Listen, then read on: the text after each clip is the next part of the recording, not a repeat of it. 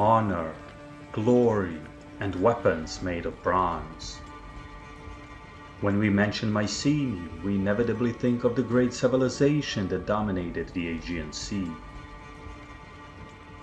We also think of the legendary heroes of Greek mythology, the warriors of unmatched courage who sought to accomplish such deeds that they would be remembered for eternity.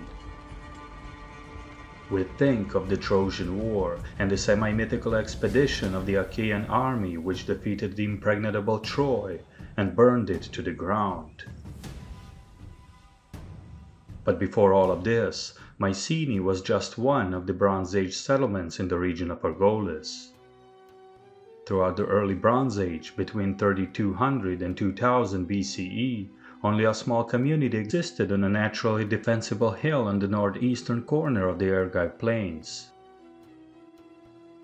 Despite its great natural position, which overlooked the whole area and commanded all easily accessible routes to the Isthmus of Corinth, Mycenae was rather a small outpost, overshadowed by more dominant fortified settlements such as Tiryns and Lerna.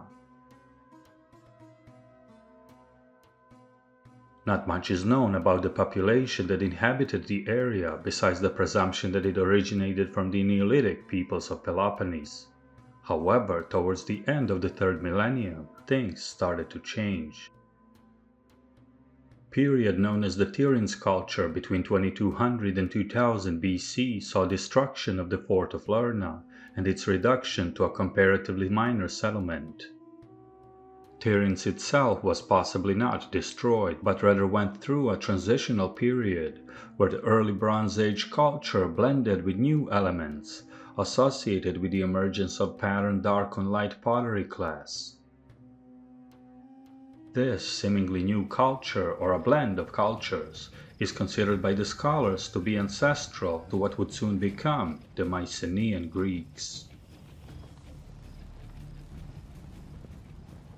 By the end of the millennium, a new era known as the Middle Helladic period had begun, roughly corresponding to the Middle Bronze Age in the Aegean. In Argolis, emphasis was given to strong fortifications and readiness for military conflict. This is where the small but naturally well-defended settlement of Mycenae came into play. Its natural position was utilized on as the settlement was expanded around the Acropolis and to its southwest, where access to freshwater well was located. Mycenae's significance continued to increase over the next few centuries. Absence of evidence of any conflict with Tiryns and other Argive settlements suggests that the same political organization was in charge of all of the Argive plain, possibly dating back to the times of the Tiryns culture. By 1800 BCE, the Mycenaean Acropolis saw construction of its earliest circuit wall. On its western slope, we also see the early burials in pits or schist graves around this time. It is likely that by then, Mycenae had developed into the most prominent citadel or capital of the Argive polity. This Mycenaean state would be known in the late Bronze Age as Achaea or Ahiawa to the Hittites. Later classical Greeks identified the Mycenaeans as belonging to a Greek tribe known as the Achaeans. Likewise, the Mycenaean Linear B tablets mention Achaia or Achaia as the heartland of the region, which was originally located around Tiryns, Argos, and Mycenae itself. Although perhaps a significant local power at this time, Mycenae was yet to achieve wider glory. Middle Bronze Age was a time when the Aegean was dominated by the naval and commercial prowess of the Minoans of Crete. The Minoan civilization was that of unmatched wealth accumulated through its far-reaching trade network that connected the great kingdoms of the Near East with the Aegean and the far lands of the Black Sea on one side and Western Mediterranean on another. The Minoans were also a cultural powerhouse with their influence spanning far beyond Crete itself.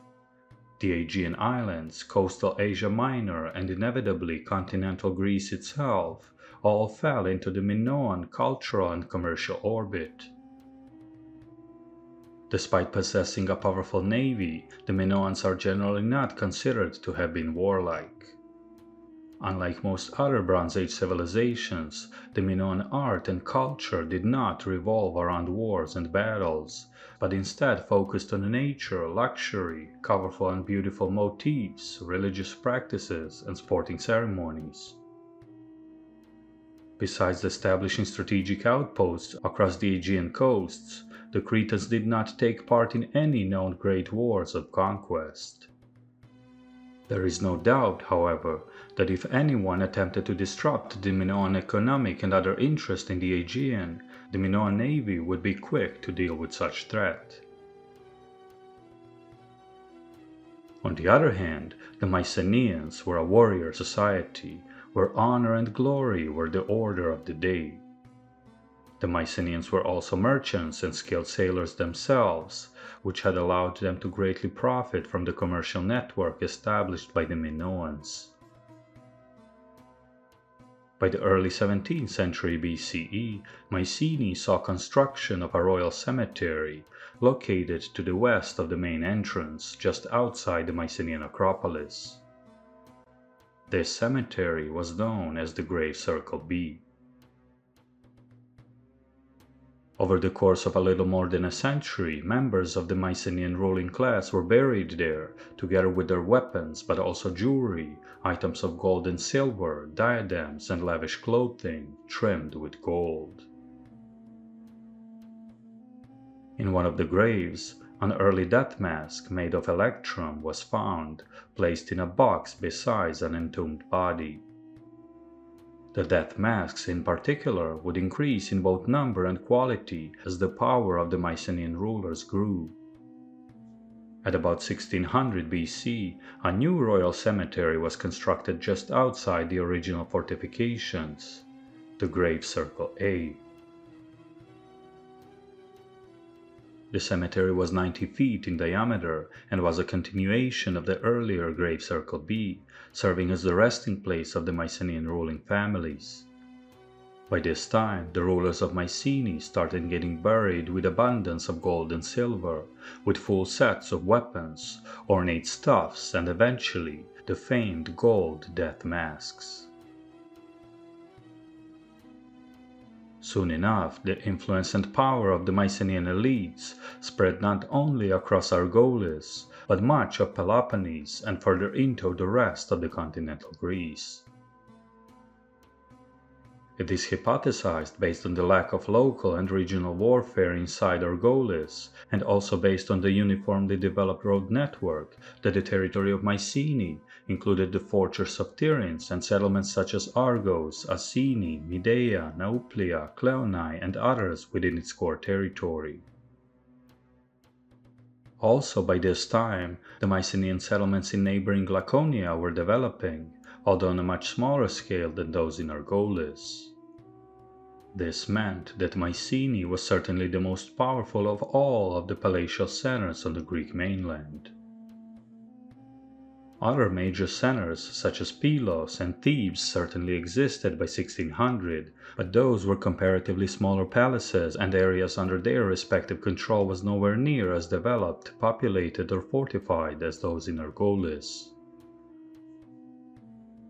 Such situation allowed the Wanax, or king of Mycenae, to project his power beyond Mycenaean borders, and perhaps influence many other smaller kings and rulers to fall in line with what was increasingly becoming the Mycenaean Greece.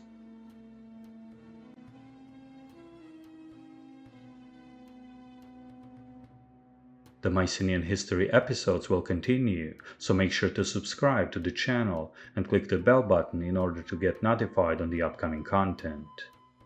Big thanks to all of the channel's Patreons, exclusive members, and subscribers. This was WanaxTV, and we'll see you again soon.